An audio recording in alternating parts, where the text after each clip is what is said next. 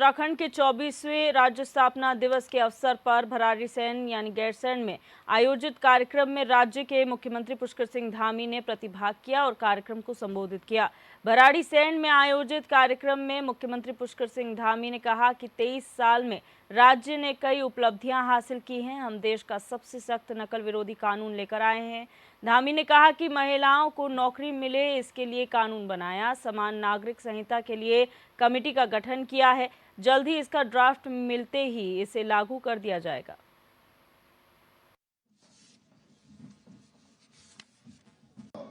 भाइयों बहनों, आप स्वयं अंदाजा लगाइए, हमारे पहाड़ में, हमारे सामान्य परिवारों में आम आदमी का बेटा किस प्रकार से बेटा और बेटी पढ़ाई करने के लिए जाते हैं।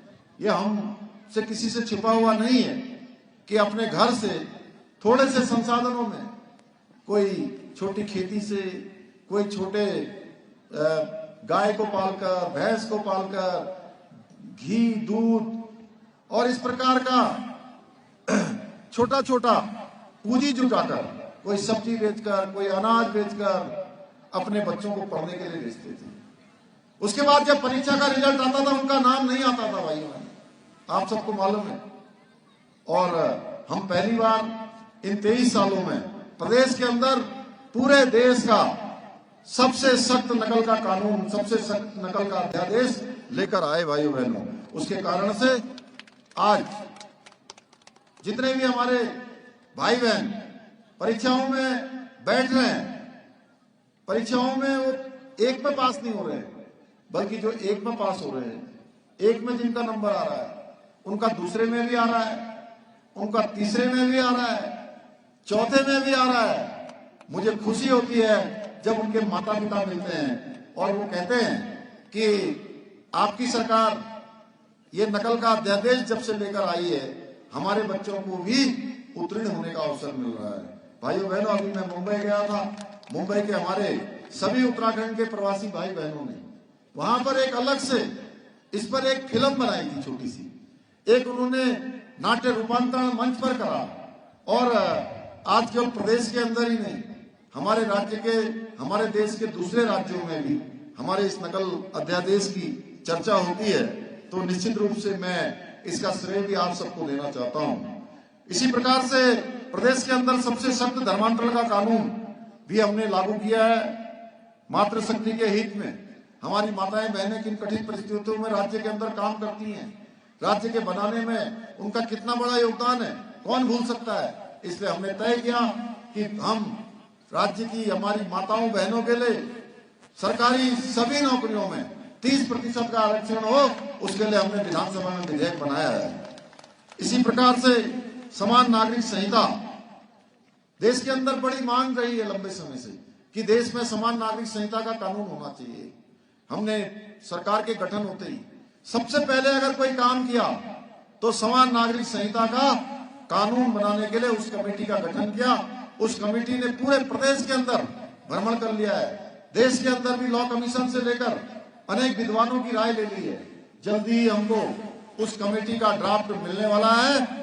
जैसे ही हमको ड्राफ्ट मिलेगा, भाइयों बहनों, हम उत्तराखंड के अंदर आप सबके आशीर्वाद से समान नागरिक संहिता का कानून लागू कर देंगे। इसी प्रकार से हमारे राज्य आंदोलनकारियों के लिए 10% क्षैतिज आरक्षण, इसकी लंबे समय से मांग थी। उसमें 1-2 टेक्निकल प्रॉब्लम्स कुछ आ गई थी, उसमें क्लियरिटी करने के बाद परवर समिति ने उसको क्लियर कर दिया है। वो अपनी रिपोर्ट दे रहे हैं और मैं आज इस दिन पर कहना चाहता हूं कि बहुत जल्दी हम विधानसभा का सत्र बुलाएंगे और 10% का आरक्षण का विधेयक भी विधानसभा से पारित हो जाएगा। इसके साथ साथ आपने देखा होगा हमारे प्रधानमंत्री आदरणीय मोदी जी के नेतृत्व में जहां हमारे चारों धामों का विकास तेजी से हो रहा है। बद्रीनाथ में आपके बगल में मास्टर प्लान बन रहा है। केदारनाथ जी का पुनर्निर्माण का काम तेजी से चल रहा है। हेमकुंड साहब जाने के लिए रोप वे का शिलान्यास हो चुका है।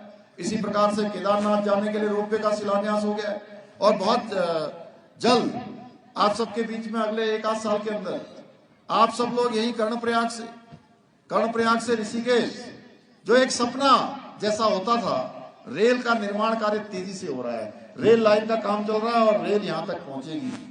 जरा आप अंदाजा लगाइए कि तब वो कैसा होगा जब हम लोग कर्णप्रयाग से बैठकर ऋषिकेश तक रेल की यात्रा करेंगे। जहां केदारखंड तेजी से आगे बढ़ रहा है, उसी तरह से मानसखंड को भी हमारे प्रधानमंत्री जी ने अपने संकल्प में लिया है और मानसखंड के जितने मंदिर हैं उन मंदिरों के विकास का भी खाका तैयार हो गया है, मास्टर प्लान तैयार हो रहा है, तेजी से उस पर भी काम चल रहा है। अभी अभी हमारे प्रधानमंत्री जी आदि कैलाश, पार्वती कुंड, गुंजी, जागेश्वर धाम और पिथौरागढ़ की यात्रा पर आए थे।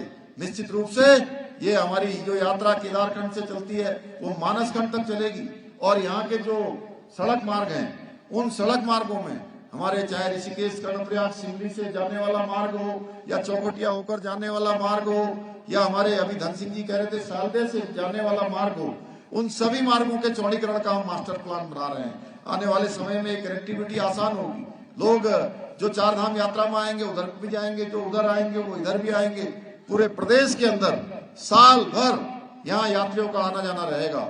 मुझे बताते हुए खुशी हो रही है कि इन 23 सालों में अभी तक पूरे देश की आजादी से लेकर अब तक जब से चार धाम यात्रा प्रारंभ हुई है, इस बार उस यात्रा ने अपना इतिहास बना दिया है। 56 लाख तीर्थयात्री अभी तक आ गए हैं, जो अपने आप में एक बहुत बड़ा कीर्तिमान है। इसी प्रकार से हमने भ्रष्टाचार को समाप्त करने के लिए इसकी भी हमने शुरुआत की है भाइयों बहनों। अभी चूंकि भ्रष्टाचारियों को जेल भेजने का हमने एक क्रम शुरू किया हुआ है। कोई कितना भी बड़ा क्यों न हो, कहीं अगर वो भ्रष्टाचार के मामले में पकड़ा जाएगा तो उसके खिलाफ कड़ी कार्रवाई हमने प्रारंभ की है। ऐसी अनेकों कार्रवाइयों में उत्तराखंड की विजिलेंस लगातार काम कर रही है। 1064 ये एक ऐप उत्तराखंड की विजिलेंस ने जारी किया हुआ है और अनेकों कार्रवाइयां इस पर हुई हैं। कहीं पर भी अगर कोई शिकायत आती है तो उसको तत्काल सर्विलांस में ले लिया जाता है। उसके बाद वहां पर कार्रवाइयां होना प्रारंभ हो गया है। भाइयों बहनों, ये हम पारदर्शिता के साथ सरकार चलाना चाहते हैं। देवभूमि के अनुरूप यहाँ पर कार्य हो, किसी को अपने काम करवाने के लिए किसी प्रकार की रिश्वत न देना पड़े, इसलिए हमने यह भी एक नई शुरुआत की है। स्वरोजगार योजनाओं के माध्यम से हम अपनी जो माताएं बहनें हैं उनको सशक्त होते हुए देख रहे हैं। आज हमारी बहनें जो स्वयं सहायता समूह चलाती हैं, ऐसे अनेकों स्वयं सहायता समूह चला रही हैं जो एक से एक अच्छा उत्पाद बना रही हैं, जिसकी चर्चा केवल राज्य के अंदर ही नहीं बल्कि राज्य के बाहर भी हमारी बहनों के द्वारा बनाए गए उत्पादों की चर्चा हो रही है। और इसके लिए हम बहुत जल्द पूरे राज्य का एक ब्रांड बने, उन सभी को एक स्थान मिले, अच्छा बाजार मिले, विपणन की व्यवस्था हो। सरकार के माध्यम से हम इस पर भी काम कर रहे हैं। सारे ब्रांडों को एक प्लेटफॉर्म पर लाकर उनको विपणन का काम, विपणन का आगे का अवसर बढ़ाने का काम।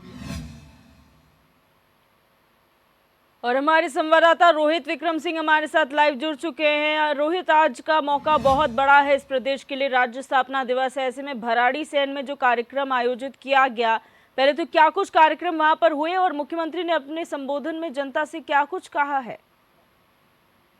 देखिए विजय जी, राज्य स्थापना दिवस के दिन पिछले 3-4 वर्षों से हम देख रहे हैं लगातार जो है पुलिस लाइन में जब कार्यक्रम आयोजित होता है तो उसके बाद मुख्यमंत्री जो है भराड़ीसैंण जाते हैं, वहां पर जनता को संबोधित करते हैं। आज का दिन बहुत महत्वपूर्ण था क्योंकि पुलिस लाइन के कार्यक्रम के काल बाद मुख्यमंत्री अपने सरकारी चौपर से भराड़ीसैंण पहुंचे और भराड़ीसैंण में बहुत सारी योजनाओं को लेकर सरकार ने जनता को अवगत कराया। सबसे पहले आगामी जो योजना है उसके बारे में मुख्यमंत्री ने जनता को बताया कि जल्द ही महिला नीति को लेकर जल्द ही सरकार कोई नई योजना लागू करने वाली है।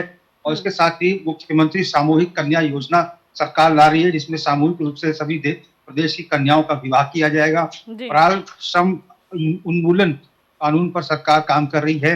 नशा मुक्ति के लिए प्रदेश को ड्रग्स फ्री बनाने के लिए नशा मुक्ति ग्राम और नशा मुक्ति शहर अभियान सरकार चलाने जा रही है। और इसके साथ ही मुख्यमंत्री ने यह भी बताया कि जब से प्रधानमंत्री नरेंद्र मोदी उत्तराखंड आ रहे हैं, उत्तराखंड में लगातार चौमुखी विकास हो रहा है। 56 लाख से अधिक तीर्थयात्री जो है अब तक चार धाम के दर्शन कर चुके हैं और केदारनाथ कॉरिडोर और मानसखंड कॉरिडोर पर जोरों शोर से काम हो रहा है। प्रधानमंत्री नरेंद्र मोदी जो अभी हाल फिलहाल में उत्तराखंड आए थे तो उन्होंने द्रौपदी कुंड, आदि कैलाश, जागेश्वर धाम, पिथौरागढ़ में वो गए और उससे मानस खंड में जो कॉरिडोर बन रहा है, जी। उसके लिए पर्यटन के लिए अपार संभावनाएं खुलकर सामने आई हैं। और इसके साथ ही यूनिफॉर्म सिविल कोड के मसले को लेकर भी मुख्यमंत्री ने कहा कि जब सरकार तत्काल जब अस्तित्व में आई, दोबारा प्रदेश में भारतीय जनता पार्टी की सरकार बनी, तो पहली कैबिनेट में समान नागरिक संहिता को लेकर सरकार ने घोषणा की और इसका ड्राफ्ट जल्द ही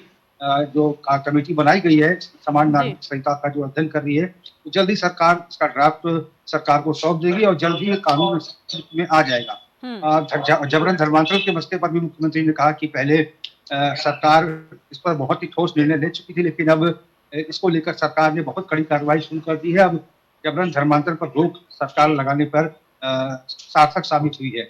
और इसके साथ ही चाहे वो अन्य मसले रहे हो, चाहे वो प्रदेश के विकास की बात हो, लेफ्ट जिहाद की बात हो, लैंड जिहाद की बात हो, सशक्त नकल विरोधी कानून की बात हो, इन तमाम विषयों को लेकर जनता को मुख्यमंत्री ने अवगत कराया। उसके साथ ही ऋषिकेश कर्णप्रयाग जो रेल लाइन चल रही है, उसके बारे में भी जनता को अवगत कराया मुख्यमंत्री ने कहा कि जल्द ही पर्यटन की और व्यापार की अपार संभावनाएं खुल जाएंगी जब ये रेल मार्ग बनकर तैयार होगा। जो काश्तकार हैं, जो व्यापारी हैं, वो उत्तराखंड से एक स्थान से दूसरे स्थान तक पहुंचने में उनको बेहद सुगमता होगी। पर्यटन को पंख लगेंगे, तीर्थाटन को पंख लगेंगे, लोगों को रोजगार के अवसर खुलेंगे। ऑल वेदर रोड के काम को गिनाया और किस तरह से प्रधानमंत्री का जो विजन उत्तराखंड की तरफ से है और उसको लेकर प्रधानमंत्री ने जो ट्वीट किया है सुबह, उत्तराखंड वासियों को बधाई दी है। इन तमाम चीजों से जनता को रूबरू करवाया है और ये बताया है कि इस देश का प्रधानमंत्री उत्तराखंड जैसे छोटे राज्य के लिए इतना गंभीर है। इस देश में प्रबल संभावनाएं है विकास की, क्योंकि प्रधानमंत्री की अवधारणा है कि उत्तराखंड में आने वाला दशक जो है उत्तराखंड का दशक हो। बिल्कुल, बहुत शुक्रिया रोहित हमारे साथ जुड़ने के लिए और तमाम जानकारी साझा करने के लिए।